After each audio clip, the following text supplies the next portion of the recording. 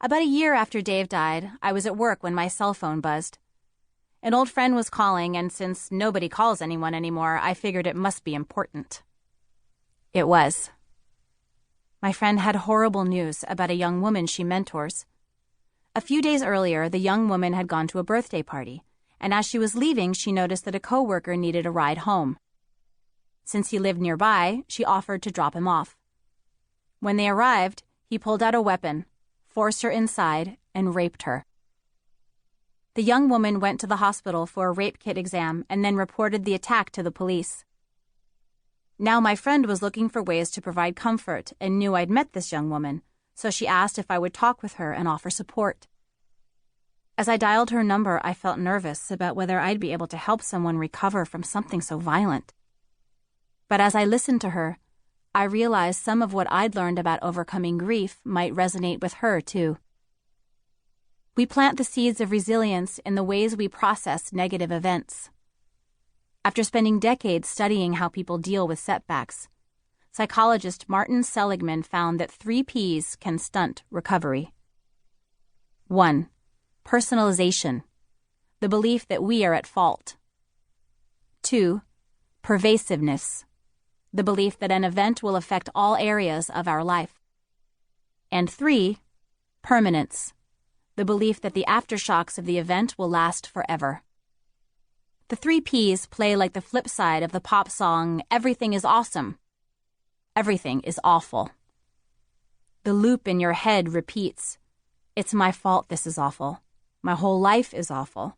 And it's always going to be awful."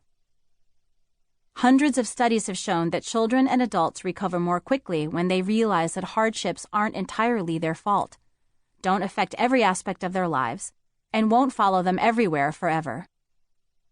Recognizing that negative events aren't personal, pervasive, or permanent makes people less likely to get depressed and better able to cope. Not falling into the trap of the 3 Ps helped teachers in urban and rural schools. They were more effective in the classroom, and their students did better academically. It helped college varsity swimmers who underperformed in a race. Their heart rates spiked less, and they went on to improve their times. And it helped insurance salespeople in difficult jobs. When they didn't take rejections personally and remembered that they could approach new prospects tomorrow, they sold more than twice as much and stayed in the job twice as long as their colleagues.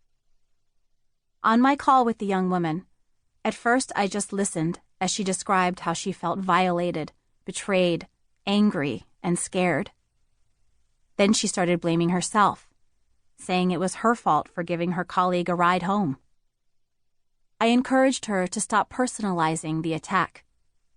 Rape is never the victim's fault, and offering a coworker a ride was a completely reasonable thing to do. I stressed that not everything that happens to us happens because of us.